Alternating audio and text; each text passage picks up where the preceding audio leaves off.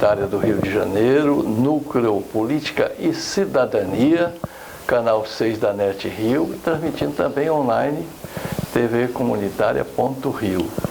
Já de antemão, agradecemos a você que vai nos acompanhar aqui e também o nosso convidado de hoje. Ele é formado em advocacia, com mestrado em política, ciência política, cientista político ele é, e também é policial civil. Então, agradecemos já de antemão, meu caro querido Everton Gomes, e queria que você inicialmente fizesse aqui um dos temas que a gente quer abordar. O que mais me intriga é saber que nós não estamos sós. O que mais me alegra, o que me intriga é como é que o povo brasileiro, e você que é cientista político, vai me ajudar a entender como os alemães também, um povo tão no berço da filosofia, aceitaram e deixaram o Hitler criar raízes, o fascismo graçar novamente no Brasil. Então, Everton, com a sua sabedoria, me explica se precisa de Freud ou Marx, quem mais para nos ajudar? Soriano, primeiro quero te agradecer aqui a oportunidade de estar participando contigo do programa aqui na TVC do Rio. É sempre uma oportunidade de a gente estar falando um pouquinho aí para as pessoas. E realmente essa questão que você coloca é uma questão que eu acredito que a sociedade brasileira ela precisa se debruçar. Um dos grandes elementos, talvez, para esse momento tão conturbado que a sociedade brasileira está vivendo, acho que é produto da ausência do Estado brasileiro. Certa vez eu estava assistindo um debate e aí as pessoas de forma reincidente falavam sobre a questão de um avanço do fascismo na sociedade brasileira e um garoto, um jovem que se identificou ali naquele momento como morador de uma favela carioca, ele disse o seguinte: olha, talvez a classe média brasileira esteja começando a perceber o autoritarismo, né, e ações tipicamente fascistas nesse momento. Mas nós que somos moradores das periferias, especialmente aqui das favelas no Rio de Janeiro, nós já sentimos um autoritarismo no dia a dia, dentro do nosso cotidiano. O Estado brasileiro ele já atua, muitas vezes, com uma prática autoritária e fascista, sob a justificativa de estar combatendo um crime nas nossas comunidades. Então, fica muito difícil para um Estado que se torna presente pela negação de direitos, exigir os deveres. E aí, isso gera um certo caldo de cultura que acabou permitindo que a sociedade aí, de certa forma, muito descontente com os rumos que o país os rumos que o país vem tendo, e também muito bombardeada pelo aparelho midiático, que contribuiu muito na escalada desse novo momento no Brasil, na escalada autoritária que a gente está vivendo no Brasil. Então, essa sociedade muito bombardeada aí por informações, por fake news, né, muito entristecida pelas ausências generalizadas, né, que o Estado brasileiro aí não provém, ela talvez tenha acabado sendo levada aí a assumir posições que para nós são posições muito ruins, né?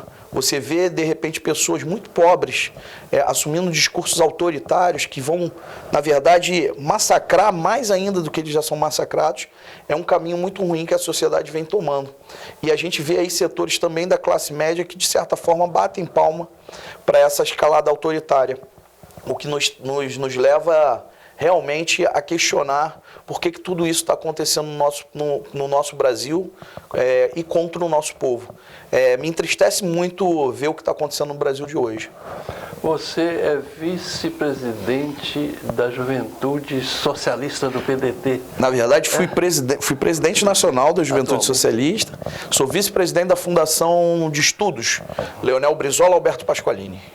Mas sou um quadro que tem muito orgulho de ter vindo da juventude socialista. Eu vou pedir para você apresentar, tem mais alguns trabalhos. O que eu fiquei assim intrigado, porque se pensa que partidos políticos não realizam estudos, não se debruçam, né, com a ciência política no sentido também de se teorizar. Mas antes mesmo de falar disso daqui, que não é só esse o presente, depois o colega vai trazer mais. Tem um livro que você está nos dando do Leonel Brizola, que você falava. Depois ele traz para a gente ali. Nós estamos contando hoje com a colaboração aqui do nosso cinegrafista, cineasta também, que é o Max Figueiredo, ele que vai editar a figura do trabalhador. E ele produz para a gente pela fé, viu? Ele é um companheiro que dá isso daqui quase como um sacerdócio. É do Circuito Carioca, que vai ao ar pela madrugada, às quintas-feiras. Mas o que eu queria frisar para você é o seguinte: faça para a gente, você que tem a metodologia, a didática de um professor, como é que foi essa série de golpes também, que você falou como é que eles enganaram a classe média.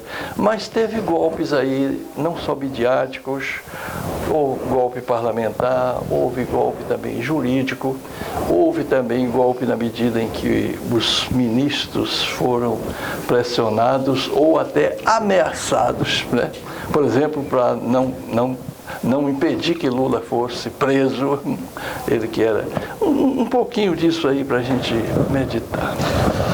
Acho que uma coisa que a gente tem que perceber em todo esse caldo de cultura que se criou e que levou o Brasil a esse momento muito conturbado que a gente vive hoje, é uma fase que foi preliminar, que antecipou esse momento, que é a criminalização da política.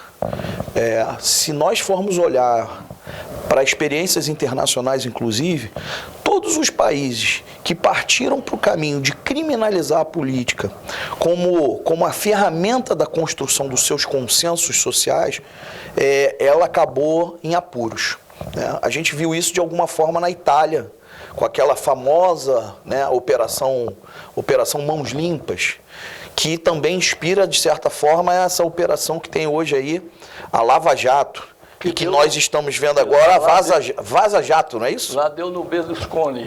Exatamente. A operação Mãos Limpas na Itália, ela acaba levando a sociedade italiana a eleger o Berlusconi, que, tal qual o presidente brasileiro que está aí, o Jair Bolsonaro, é uma figura extremamente controvertida, lá era uma figura extremamente autoritária e que, de certa forma, fragilizou mais ainda o sistema político italiano, que foi combatido durante a Operação Mãos Limpas, e até mesmo os partidos políticos italianos, que tinham uma tradição, eram partidos muito bem estruturados, a gente assistiu, quem acompanhou aquilo ali, assistiu uma fragmentação, uma fragilização daquelas organizações, que, de certa forma, organizavam o pensamento social e filtravam para garantir que o Estado italiano tivesse ali políticas públicas decorrentes da construção dos consensos sociais. Isso também aconteceu no Brasil. Né? E aconteceu no Brasil em várias fases. Então, o processo de criminalização da política gera o esgarçamento do tecido social. De alguma forma, a Venezuela também passa por isso. E esse processo de criminalização da política nada mais é do que uma ferramenta para desmoralizar a política, né?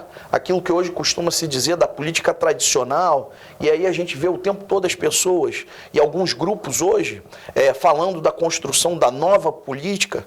Eu verdadeiramente não acredito em nova e velha política. A política, ela é a mesma com o passar do tempo. Você pode ter métodos de atuação na política diferentes para construir consensos ou para construir os dissensos e desgastar mais ainda a sociedade. Mas você não tem uma nova política. Então, no Brasil, esse processo se deu também de forma muito, muito forte. Você teve uma desmoralização da política como um instrumento social, e aí isso foi permitindo que grupos organizados fossem aparelhados por interesses econômicos para combater os setores que garantiriam um determinado avanço social. O Brasil, durante muitos anos, esperou um governo progressista, um governo que tivesse uma pauta nacional, que apontasse para um projeto nacional de desenvolvimento. E, infelizmente, a desmoralização dos políticos, de uma forma geral, que foi construída quase que todos os dias pelos editoriais dos jornais, que também foi construída no dia a dia, porque os políticos também, de uma certa forma, eles acabaram se afastando muito da sociedade. A gente também tem que ter a capacidade de compreender isso. Os partidos se afastaram muito da sociedade, mesmo os partidos do campo progressista. E aí, esse processo todo que foi engendrado para desmoralizar a política, acabou colocando o quê? O Estado brasileiro na berlinda, quase que no canto do ringue. Então é muito difícil hoje, no momento que a gente passa a assistir um processo de denuncismo, né, um processo de ataque às pessoas sem garantir o direito de defesa das pessoas, né, não entrando e não fazendo juízo de valores, talvez se a pessoa tenha cometido ali um ato ilícito ou não, mas eu acredito que um dos princípios basilares da sociedade brasileira é a garantia constitucional do direito de defesa para todos, independente da posição que ocupe na sociedade. Mas se tornou difícil você tentar fazer o contraponto a partir da política, porque a política ela acabou, de certa forma, completamente desmoralizada no nosso país. Os partidos políticos desmoralizados. Agora, recentemente, se criaram grupos que financiam os novos quadros da política brasileira, o que é um grande engodo. Mas isso é ventilado todos os dias nos jornais, em grandes editoriais. E aí você pega um personagem que não tem respaldo histórico nenhum, que não tem liderança nenhum, e você fabrica aquele personagem como se ele fosse um líder de uma geração. Né? Um mito. Um mito. E também isso, um mito. Aliás, quando a gente falou do fascismo, você perguntou do fascismo, um dos elementos que destaca o fascismo na sociedade é o irracionalismo. Quando a gente cria os mitos, a gente está trabalhando na perspectiva simbólica. Né? Para uma sociedade fascista, a criação de mitos é fundamental. Foi assim na Alemanha, foi assim na Itália. Então, nós precisamos, de alguma forma, tentar reverter esse quadro, trazer de novo a credibilidade para o cenário político e mesmo para os políticos. E tentar fazer com que a sociedade compreenda que, dentro da democracia, ela tem um instrumento fundamental e de muito peso, que é o seu voto. E que se hoje ele vota errado, amanhã ele tem a capacidade de corrigir.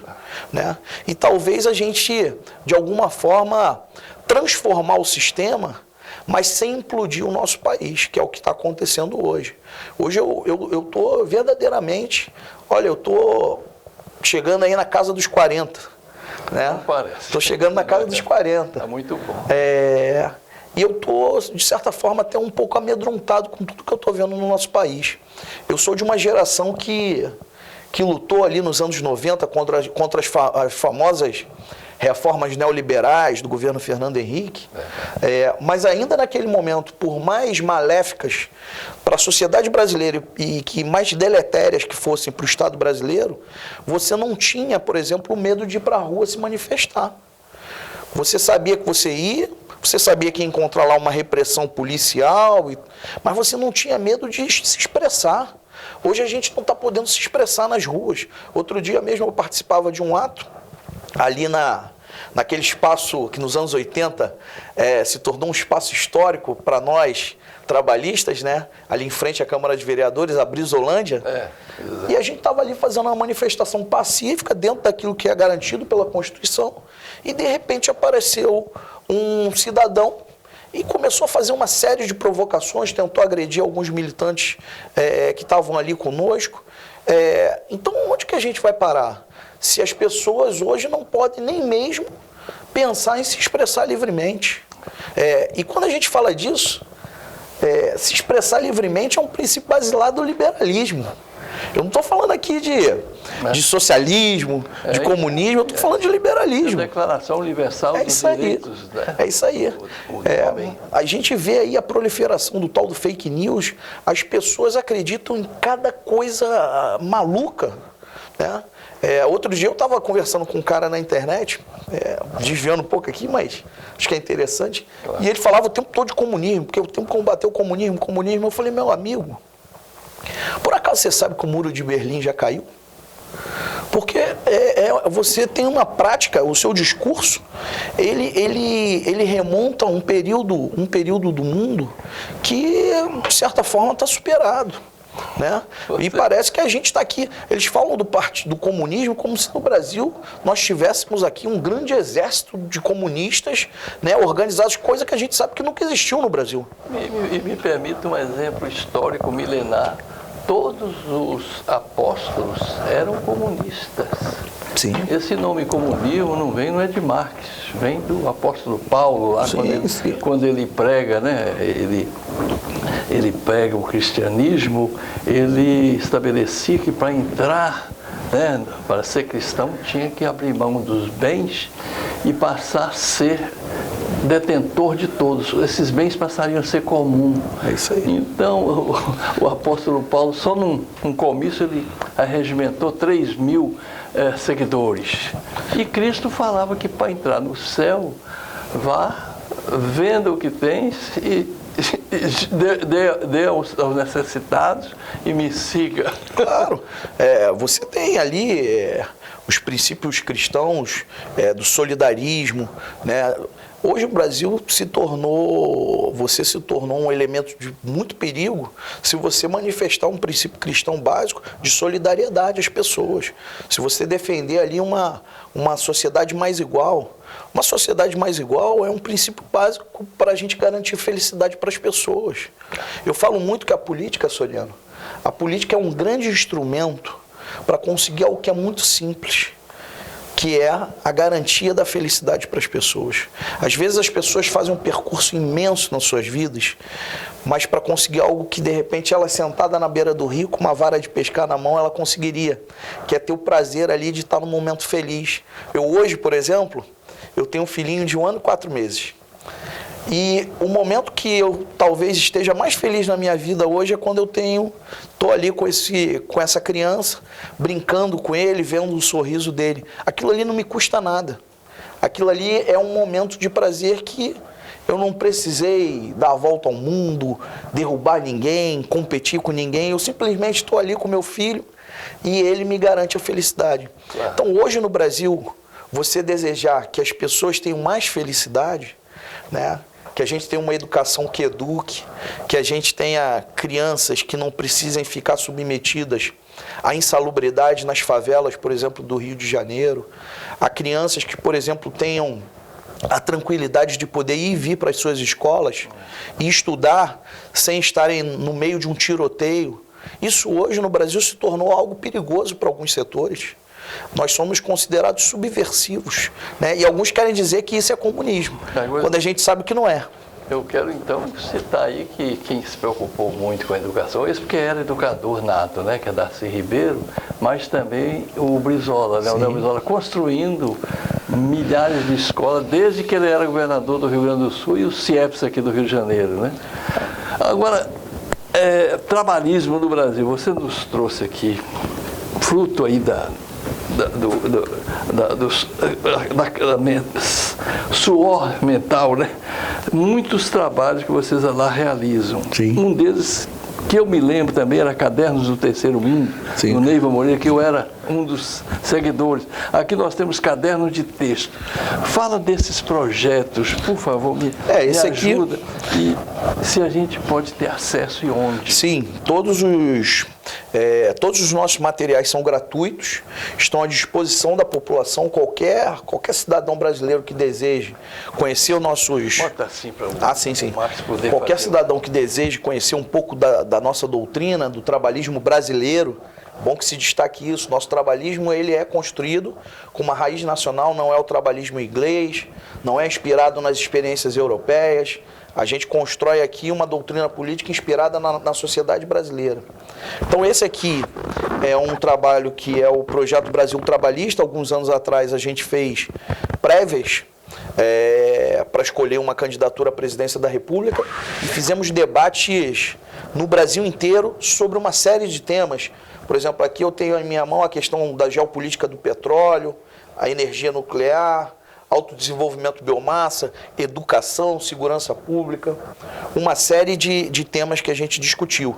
E a gente está lá, está à disposição para as pessoas. E o Leonel Brizola escrito a 4 mãos, ou 8 mãos?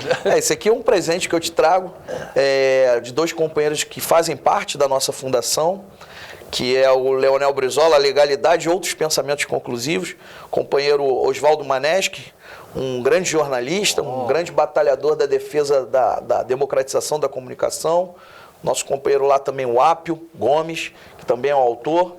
E tem aqui com eles também o Paulo Becker e a Madalena Sapucaia. Isso aqui foi um projeto que eles capitanearam e a nossa fundação, de certa forma, os auxiliou. Também está à disposição na nossa fundação. Vem cá, e o nosso cientista político, a sua tese de mestrado? A minha tese de mestrado. Qual foi o tema abordado? Eu estudei a relação dos jovens com o trabalhismo no Brasil.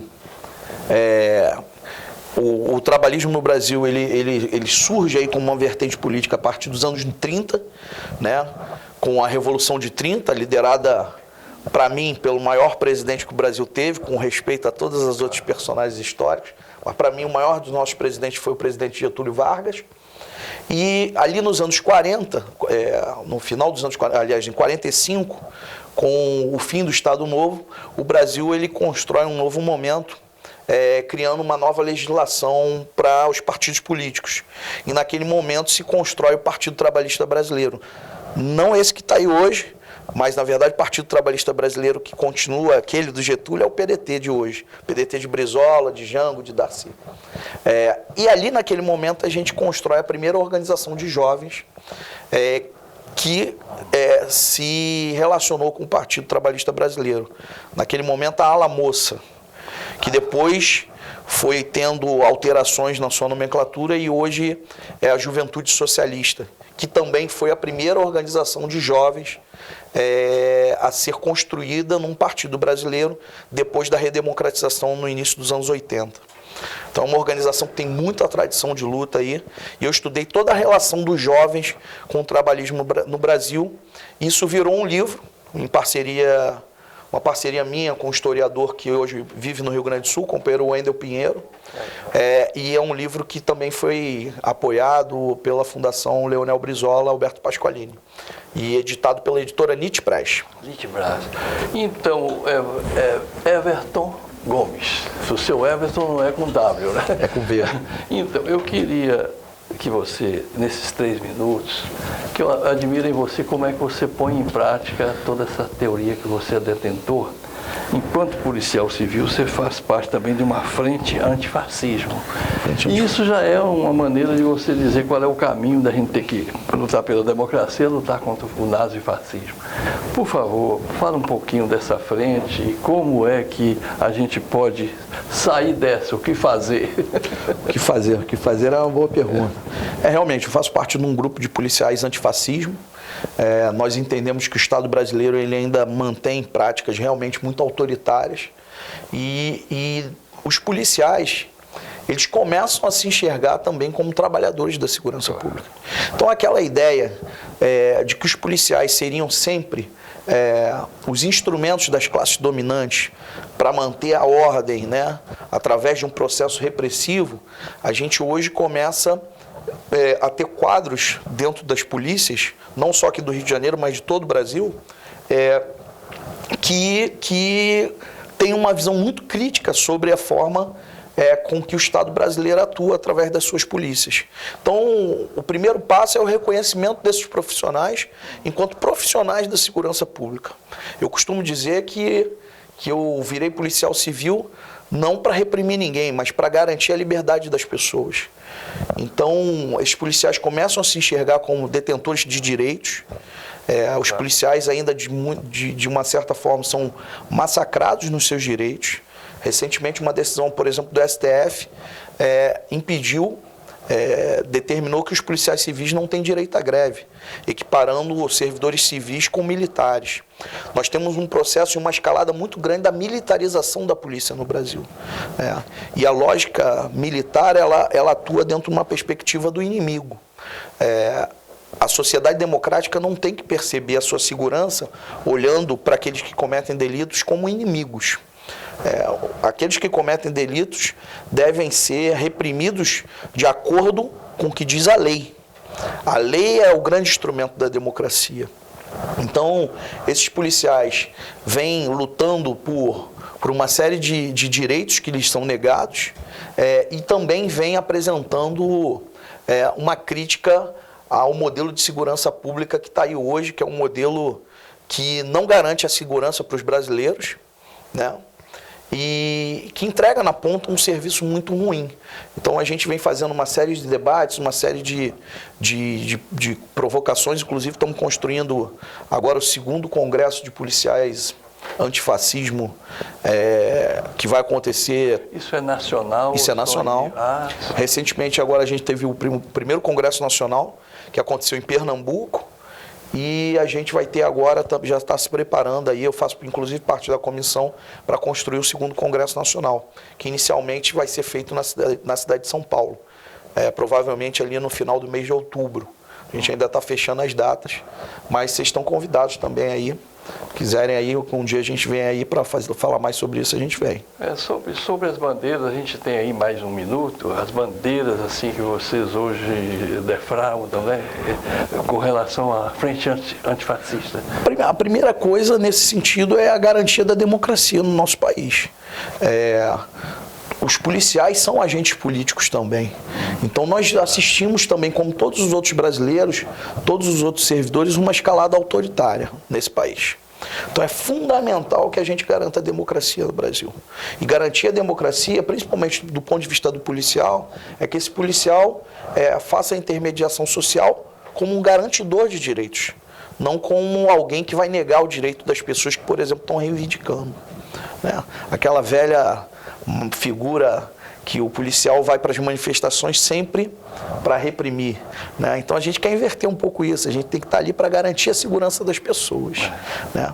Essas e outras coisas, né? Nós petroleiros fizemos muitos movimentos junto também com todas as categorias profissionais. E a gente entendia que todos somos trabalhadores, ou seja, policial civil e fardado também é explorado. Policial civil e fardado também é explorado. Estamos juntos. Obrigado. Obrigado, senhor. A casa é sua, viu? Eu agradeço. É nosso dever estar juntos aí, de todas as categorias profissionais e, sobretudo, pensar trabalhismo, pensar democracia e pensar também, eu sei que você subscreve, o PDT é socialista também, né? Com certeza. Aí, sua filosofia. TV Comunitária, Canal 6 da NET, mais um programa de política e cidadania. E tivemos hoje conosco aqui o nosso querido Everton Gomes. Obrigado a você que nos assistiu e pode também nos ver através da internet, tvcomunitaria.rio. Muito obrigado.